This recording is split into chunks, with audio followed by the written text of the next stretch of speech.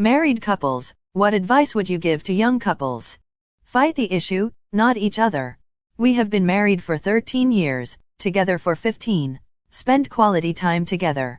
Shut off your phones and go for a walk, cook a meal together, find a hobby you both enjoy. Heck, you can have a lot of fun just doing household chores together. If you don't spend time together, you are going to drift apart. I was severely burned in a brush fire 5 years ago, and was diagnosed with brain cancer a year later. My burn broke me. I fell into a terrible pit of depression.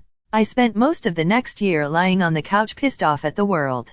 All of my relationships deteriorated in that time just because I separate myself from everything. But our marriage suffered the most. Unfortunately, my diagnosis made things even worse. My prognosis was quite grim. People in my position live for an average of 37 weeks. I have seen other people go through similar things. One of two things usually happens. It will draw them closer together, or one or both people will use destructive coping mechanisms to help cope with the fear and pain. Once we realized what was happening, we started coming closer together again. When we were newly married, we spent a lot of time fishing.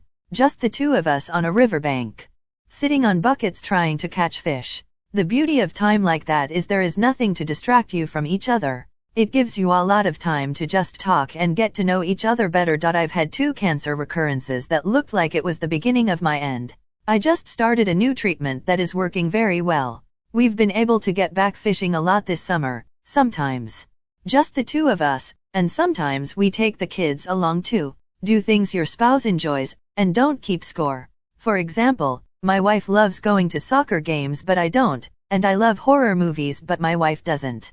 But I still go to games with her, and she still watches horror movies with me. Support each other's hobbies and interests. Always remember to work on yourself, as your insecurities can easily form into blame towards your partner. They're not doing enough, they're not making me feel special enough. When you're insecure and not doing anything to fix it, it won't matter what your partner does. So always work on yourself. Invite your partner to join you in your goals, and the positivity from your efforts will strengthen your relationship with your partner and how you see yourself. Don't stress over the little shit. You'll get annoyed at things you didn't think possible, like how they organize themselves, how they load the dishwasher, difference in opinions for trivial things. Let that shit go. Think about what truly matters to you before you start an argument over your misplaced toothbrush, the color of paint to use in the living room, or what's going on in the garage at 10 p.m. With all the swearing. This will differ a bit, but this is coming from a man that has been married for 14 years with 2 kids. Don't talk shit about each other to your friends or family members. You're a team. If you have a complaint and need to tell someone, be honest with your partner it rather than telling a third party.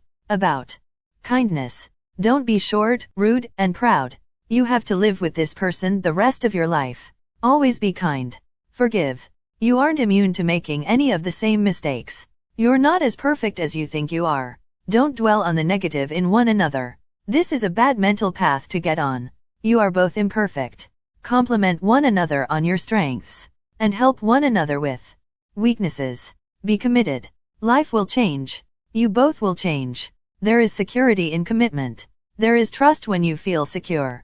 Just a few things. 12 years, 3 kids, still learning. Make sure you have the same life vision as your partner. You need to be in alignment on the big things. Sit down once a month and look over your finances. Always have a master plan on what both of you want, then work together towards that. Communication is everything. Laugh at yourself more than you laugh at them.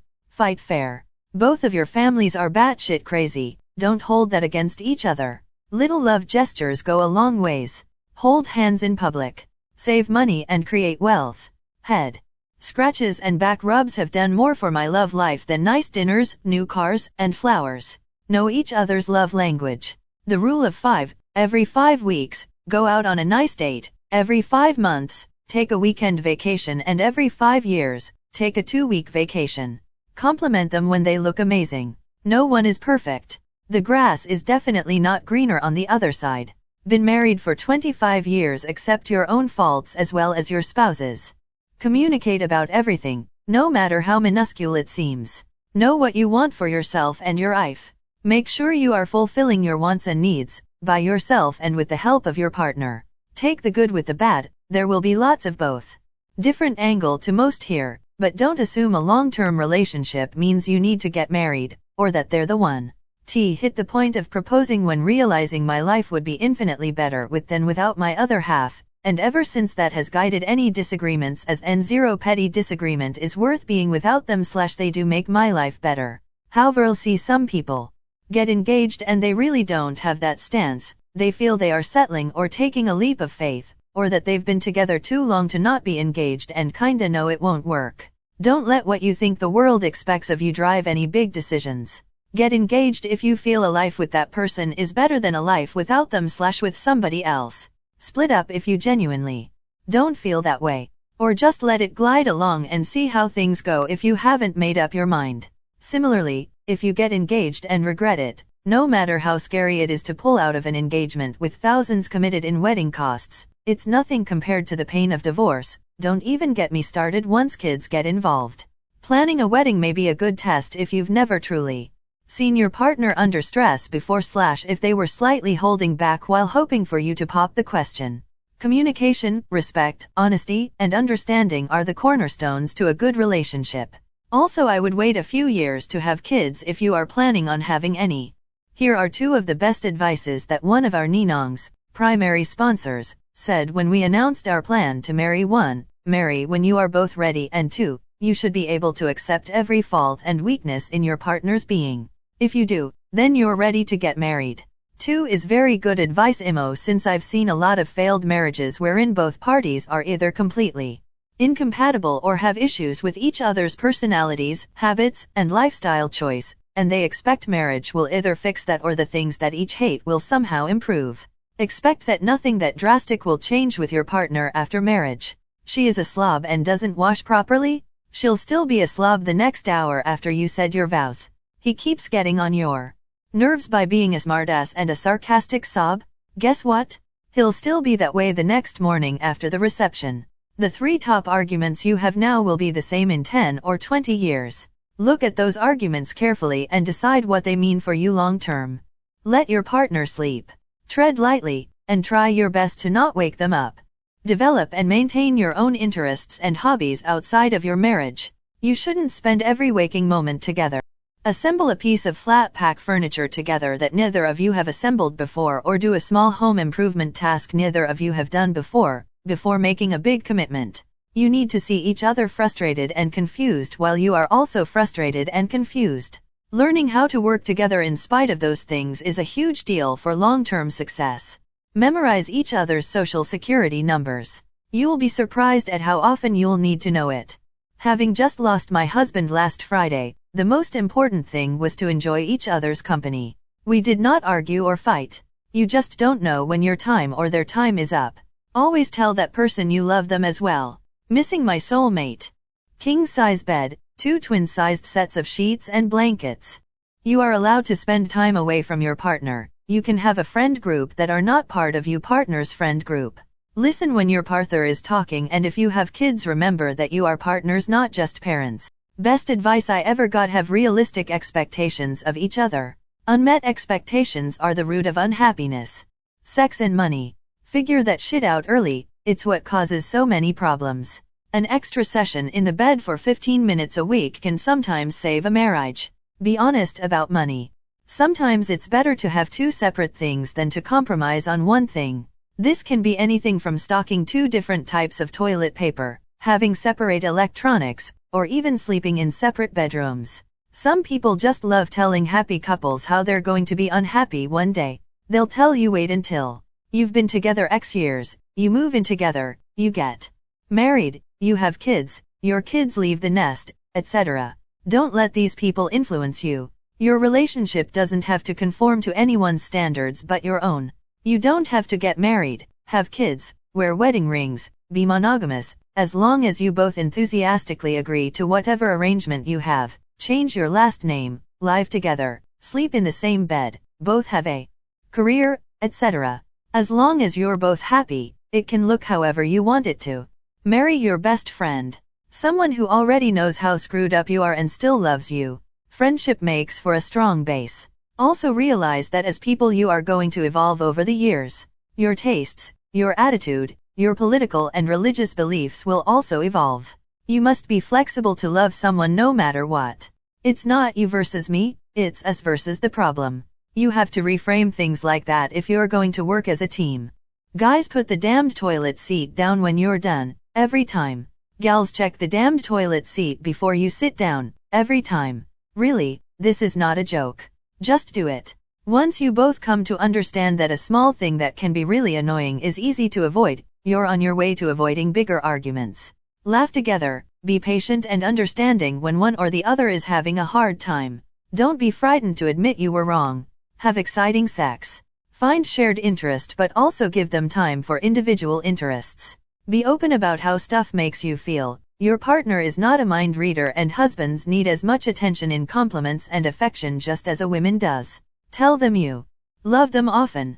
Tell them when you have really enjoyed doing something together, and that can be just as simple as sitting watching a film or sitting in your garden. Offer to make them a drink. Keep touching each other like you did when you first met, i.e. holding hands, cuddling. Life can take over, but keep doing all of the above. You'll still fight and argue or disagree, but that's life, but only a part of it. Have fun together. I've been married a few years, but we've been together going on 13. Get on the same page about stuff. Have conversations and see where you both stand on things. If something is a deal breaker, then don't force it. You don't have to break up right away because maybe your opinion changes, but at least know what the other person is thinking. Live together a few years before you get married. We both are. So glad getting married didn't feel like a huge change. Be flexible but divide up the chores. It doesn't have to be exactly even, but it avoids a lot of fights on why didn't the trash get taken out and stuff like that. Always make time for each other. Continue to show your love by deeds. Not just say it. Make it a habit to kiss and hug every morning. When getting in arguments, try your best not to cross the line. However, there will be arguments, there will be rough patches, there will be times where you won't want to be in the same room. Choose those arguments wisely and ask yourself before you engage, is it worth it? Sometimes it is, and that's okay. Keep your problems in-house. Everyone is an expert when it comes to relationships, so if you tell people about your problems, they will have advice, and at some point if you keep going to those people and just constantly venting about problems, many people will say you need to leave that person. It's none of their business and you're the only person who can make that decision. That being said, marriage truly is a wonderful thing.